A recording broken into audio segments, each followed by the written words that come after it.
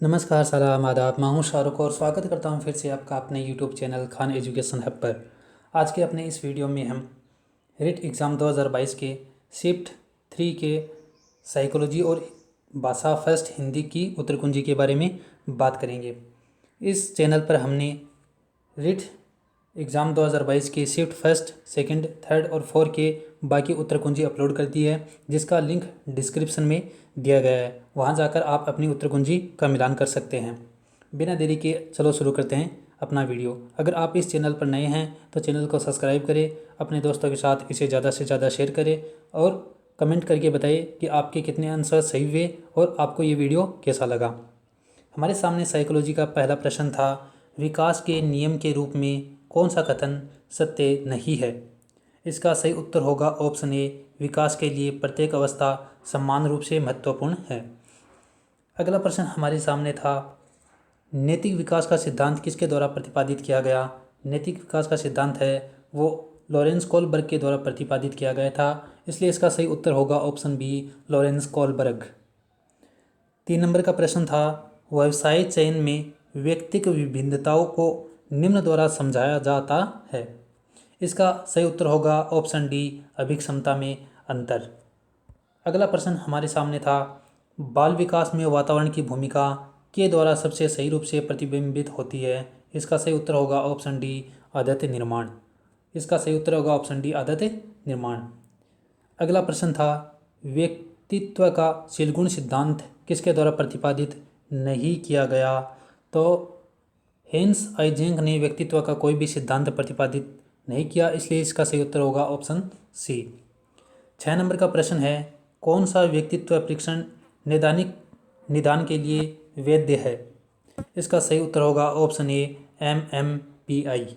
MMPI इसका सही उत्तर होगा। अगला प्रश्न है, रॉबर्ट जे स्टर्नबर्ग द्वारा बुद्धि का कौन सा सिद्धांत प्रतिपादित किया गया। रॉबर्ट जे स्टर्नबर्ग ने बुद्धि का त्रिआयामी सिद्धांत प्रतिपादित किया था, इसलिए इसका सही उत्तर होगा ऑप्शन सी, त्रिआयामी सिद्धांत। अगला प्रश्न है, निम्न में से कौन सा बुद्धि का निष्पत्ति परीक्षण है। इसका सही उत्तर होगा ऑप्शन बी, भाटिया बेंट्री बुद्धि परीक्षण। भाटिया बेंट्री बुद्धि परीक्षण बुद्धि का निष्पत्ति परीक्षण है, इसलिए इसका सही उत्तर होगा ऑप्शन बी।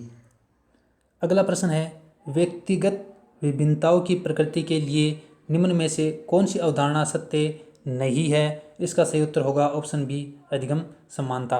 सभी बच्चों में, सभी बालकों में अधिगम समान नहीं होता, जिसका स्तर अलग अलग होता है, इसलिए इसका सही उत्तर होगा ऑप्शन बी, अधिगम समानता। 10 नंबर का प्रश्न है, प्रतिभाशाली बालकों की शिक्षा के लिए कौन सा उपाय प्रासंगिक नहीं है। इसका सही उत्तर होगा उपचारात्मक अध्ययन। ऑप्शन बी इस क्वेश्चन का सही आंसर होगा। अगला प्रश्न है, कौन सी विकृति अधिगम अक्षमता का प्रकार है। तो ये होगी डिस्लेक्सिया। डिस्लेक्सिया में पढ़ने से संबंधित विकृति होती है, इसलिए इसका सही उत्तर होगा ऑप्शन सी, डिस्लेक्सिया। अगला प्रश्न है, कोश समायोजन का कौन सा तत्व विशेष रूप से निर्णय लेने से संबंधित है। इसका सही उत्तर होगा ऑप्शन डी, द्वंद्व। द्वंद्व है वो निर्णय लेने की समस्या से संबंधित होता है। अगला प्रश्न है, जेपी गिलफोर्ड के अनुसार सृजनात्मक बालकों की विशेषता कौन सी नहीं है। इसका सही उत्तर होगा ऑप्शन ए, चिंतन में समानुभूति। बाकी की 3 विशेषता जेपी गिलफोर्ड ने अपने सिद्धांत में बताई है, इसका सही उत्तर होगा ऑप्शन ए, चिंतन में समानुभूति। अगला प्रश्न है, ट्राइसोमी 21 को कहा जाता है। हमें बताना है ट्राइसोमी 21 को अन्य किस नाम से जाना जाता है। तो इसे हम डाउन सिंड्रोम के नाम से भी जानते हैं। ट्राइसोमी 21 को डाउन सिंड्रोम के नाम से भी जाना जाता है। अगला प्रश्न है, निम्न में से कौन सा थॉर्नडाइक के सीखने के नियमों का हिस्सा नहीं है। इसका सही उत्तर होगा ऑप्शन बी, शास्त्रीय का नियम। बाकी के 3 नियम थॉर्नडाइक के प्रमुख नियम है जो उन्होंने सीखने से संबंधित दिए थे। अगला प्रश्न है, निम्न में से कौन सा कक्षा में सीखने को प्रभावित करने वाला मनोवैज्ञानिक कारक है। यह है अभिप्रेरणात्मक एवं संवेगात्मक अवस्था। ऑप्शन सी इस क्वेश्चन का सही उत्तर होगा। अगला प्रश्न है, अधिगम का अंतर्दृष्टि सिद्धांत किसके द्वारा प्रतिपादित किया गया था। अधिगम का अंतर्दृष्टि सिद्धांत वर्दिमर कोलर और कोपका के द्वारा प्रतिपादित किया गया था, जिसमें से एक नाम कॉलर दिया हुआ है, तो इसका सही उत्तर होगा ऑप्शन ए कॉलर। अगला प्रश्न हमारे सामने है, अधिगम के समस्या समाधान उपागम का अंतिम चरण कौन सा है? अधिगम के समस्या समाधान उपागम का अंतिम चरण है निष्पादन का सत्यापन। जो हमने किया है उसका सत्यापन करना।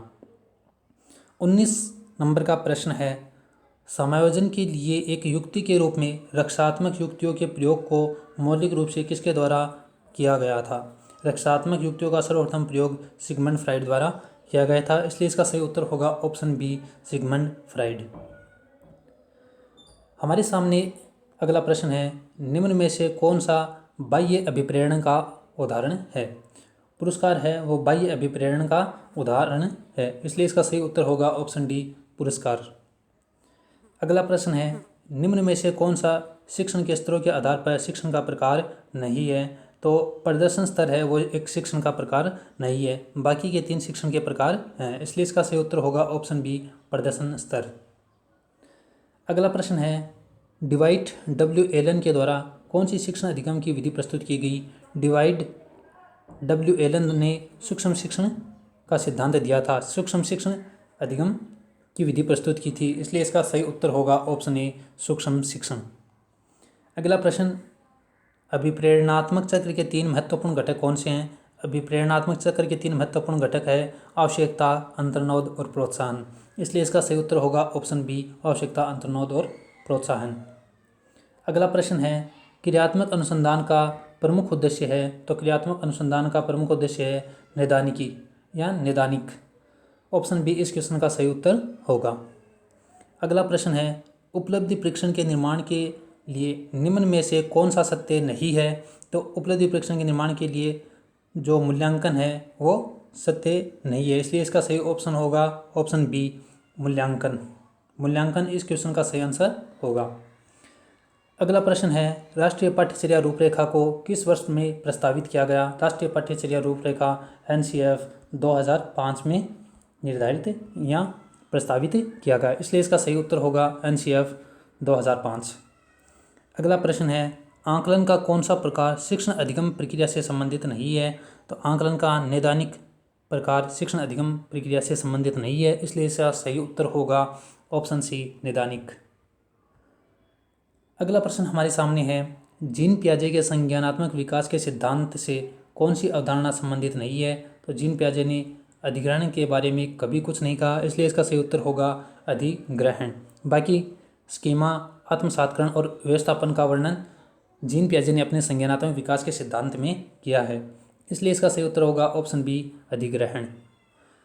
साइकोलॉजी का सेकंड लास्ट प्रश्न हमारे सामने है, जीन्स का जोड़ा जो विशेष गुणसूत्र पर एक विशिष्ट स्थान अधिग्रहित करता है तथा समान गुणों को नियंत्रित करता है कहा जाता है, इसे एलील कहते हैं, एलील, इसलिए इसका सही उत्तर होगा ऑप्शन सी एलील। मनोविज्ञान का आखिरी प्रश्न, सिगमंड फ्राइड द्वारा प्रतिपादित मनोलैंगिक विकास की अवस्थाओं निम्न में से कौन सी नहीं है? सिगमंड फ्राइड के द्वारा प्रतिपादित मनोलैंगिक विकास की अवस्थाओं में इडिपस कॉम्प्लेक्स अवस्था का वर्णन नहीं है, इसलिए इसका सही उत्तर होगा ऑप्शन सी। ये था साइकोलॉजी की उत्तर कुंजी। इसमें आपके कितने सही हुए हैं कमेंट बॉक्स में ज़रूर बताइए। फिर आती है लैंग्वेज फर्स्ट हिंदी, जिसमें सबसे पहले एक गद्यांश दिया गया और उससे संबंधित हमसे प्रश्न पूछे गए हैं। हमारे सामने गद्यांश से संबंधित पहला प्रश्न है, रेखांकित अपेक्षा शब्द का अर्थ है? अपेक्षा शब्द का अर्थ होता है आकांक्षा, इसलिए इसका सही उत्तर होगा ऑप्शन बी आकांक्षा।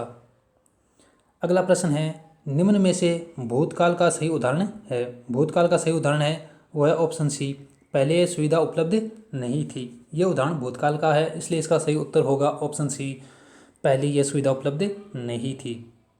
अगला प्रश्न है, निम्न में से स्त्रीलिंग है? स्त्रीलिंग काफ़ी है वो एक स्त्रीलिंग शब्द है, इसलिए इसका सही उत्तर होगा ऑप्शन ए काफ़ी। इस तकनीक का इस्तेमाल किया गया, रेखांकित का बहुवचन बदलने पर होगा। इस तकनीक का इस्तेमाल किया गया, अगर हम इसे बहुवचन में बदले तो ये होगा इन तकनीक का इस्तेमाल किया गया, इसलिए इसका सही उत्तर होगा ऑप्शन ए इन तकनीक। अगला प्रश्न है, निम्न में से शब्द का हिंदी रूप मानक रूप है? हिंदी मानक रूप है तो ये सही होगा ऑप्शन बी संभव।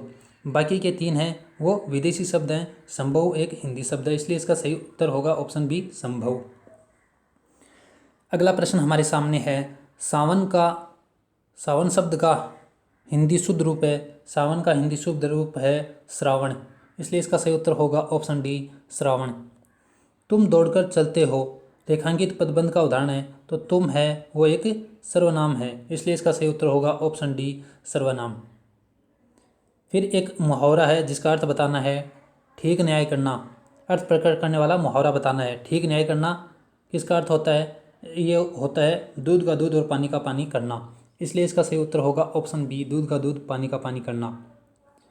अगला प्रश्न है, घरेलू शत्रु प्रबल होता है का अर्थ अविवेजित करने वाली उक्त लोकोक्ति है, तो ये लोकोक्ति है घर का भेदी लंका ढाहे, इसलिए इसका सही उत्तर होगा ऑप्शन ए घर का भेदी लंका ढाहे, जिसका अर्थ होता है घरेलू शत्रु प्रबल होता है। अगला प्रश्न है, कलकत्ते की राजधानी बताओ, इस वाक्य में प्रयुक्त चिन्ह को क्या कहते हैं। इस वाक्य में यहाँ पूर्ण विराम का चिन्ह दिया हुआ है, इसलिए इसका सही उत्तर होगा ऑप्शन डी पूर्ण विराम।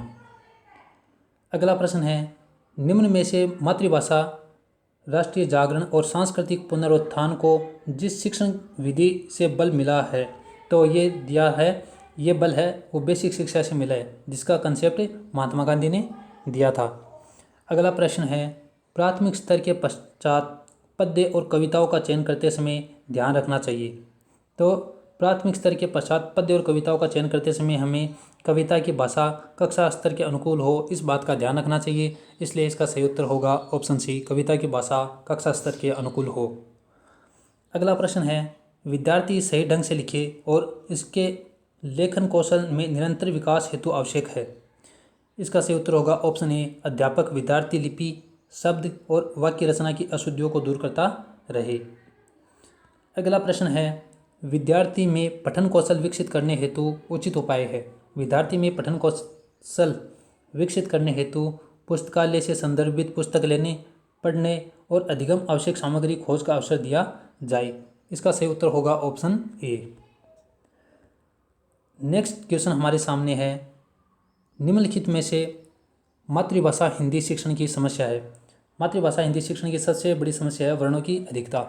हिंदी भाषा में वर्णों की अधिकता की वजह से ये एक क्लिष्ट भाषा समझी जाती है, इसलिए इसका सही उत्तर होगा ऑप्शन बी वर्णों की अधिकता। निम्न में से भाषा शिक्षण पद्धति में सर्वोपरि स्थान है, तो भाषा शिक्षण पद्धति में सर्वोपरि स्थान है पाठ्यपुस्तक का, इसलिए इसका सही उत्तर होगा ऑप्शन बी पाठ्यपुस्तक। अगला प्रश्न, निम्नलिखित में से एक विशेष प्रकार का भाषा शिक्षण साधन है जिसका वर्तमान में विद्यालय शिक्षण में सर्वाधिक प्रयोग करने हेतु बल दिया जाता है, तो ये होगा option C overhead projector. Overhead projector का इस्तेमाल वर्तमान में बहुत ज़्यादा किया जाता है। अगला प्रश्न है, भाषा शिक्षण के द्वारा विद्यार्थियों के भाषाई ज्ञान एवं कौशल तथा उनकी रुचियों एवं अभिवृत्तियों में कितना विकास हुआ है, इसकी सापेक्षिक जानकारी प्राप्त करने हेतु कौन से 2 कार्य करने होते हैं, तो इसके सापेक्षिक जानकारी हेतु मापन और मापन द्वारा प्राप्त मापों की व्याख्या करनी होती है, इसलिए इसका सही उत्तर होगा ऑप्शन डी मापन और मापन द्वारा प्राप्त मापों की व्याख्या। अगला प्रश्न है, भाषा शिक्षण के क्षेत्र में मापन की सर्वाधिक प्रयोग में ली जाने वाली विधि का नाम है, इसका सही उत्तर होगा ऑप्शन सी योग्यता परीक्षण। योग्यता परीक्षण के द्वारा भाषा शिक्षण के क्षेत्र में मापन की सर्वाधिक प्रयोग ली जाने वाली विधि है। अगला प्रश्न है, यदि विद्यार्थी कुसमायोजन से बचे रहे, पढ़ने की और उनकी रुचि वृद्धि हो रही हो, उनके व्यवहार में यथा परिवर्तन हो रहा हो, तो निम्नलिखित शिक्षण कारगर समझा जाएगा, तो ये उपचारात्मक शिक्षण होगा। ऑप्शन बी इस क्वेश्चन का सही आंसर होगा। फिर हमें एक गद्यांश दिया गया था और उससे संबंधित हमसे प्रश्न पूछे गए थे। पहला प्रश्न था, रेखांकित दैनंदिनी शब्द रूप है, ये दैनंदिनी है, ये एक अवयव शब्द है, इसलिए इसका सही उत्तर होगा ऑप्शन ए अवयव। अगला प्रश्न है, अनुकूल का विलोम शब्द है, अनुकूल का विलोम शब्द होगा प्रतिकूल, इसलिए इसका सही उत्तर होगा ऑप्शन ए। चिंतन शब्द का सही संधि विच्छेद है, चिंतन शब्द में चिम प्लस तन है, इसलिए इसका सही उत्तर होगा ऑप्शन बी चिंतन, चिम प्लस तन। अगला प्रश्न है, अभिव्यक्ति सामासिक पद में समास निहित है, अभिव्यक्ति में अव्यय भाव समास है, इसलिए इसका सही उत्तर होगा ऑप्शन बी अव्यय भाव। नेक्स्ट क्वेश्चन है, निम्नलिखित में से तत्सम शब्द है अनायास। अनायास एक तत्सम शब्द है, इसलिए इसका सही उत्तर होगा ऑप्शन सी। फिर हमें बीमार शब्द के पर्यायवाची बताने थे। बीमार शब्द के पर्यायवाची हैं अस्वस्थ, रुग्ण या व्याधिग्रस्त। बी इस क्वेश्चन का सही उत्तर होगा। निम्न में से वर्तनी की दृष्टि से शुद्ध शब्द है, वर्तनी की दृष्टि से शुद्ध शब्द है स्पष्ट। सही उत्तर होगा ऑप्शन बी स्पष्ट। अगला प्रश्न है, अपने विचारों को प्रकट करने के लिए जिस माध्यम का सहारा लेते हैं उसे क्या कहते हैं। अपने विचारों को प्रकट करने के लिए हम भाषा का सहारा लेते हैं, इसलिए इसका सही उत्तर होगा ऑप्शन सी भाषा। नेक्स्ट क्वेश्चन है, निम्नलिखित में से एकार्थी शब्द नहीं है। इसका सही उत्तर होगा ऑप्शन बी स्वभाव। स्वभाव एकार्थी शब्द नहीं है। ये इस वीडियो का और फर्स्ट लैंग्वेज हिंदी का आखिरी प्रश्न है। बीमारी के समय हमारे मुंह से हे राम की ध्वनि या दुख की अवस्था में कई बार ओ माह निकल पड़ता है, रेखांकित शब्द है। ये शब्द है अवयव। इसका सही उत्तर होगा ऑप्शन बी अवयव। अगर ये वीडियो आपको अच्छा लगे तो चैनल को ज़रूर सब्सक्राइब करें, अपने दोस्तों के साथ शेयर करें और कमेंट बॉक्स में बताइए कि आपके इन 60 क्वेश्चनों में कितने क्वेश्चन सही हो रहे हैं और ये वीडियो आपको कैसा लगा।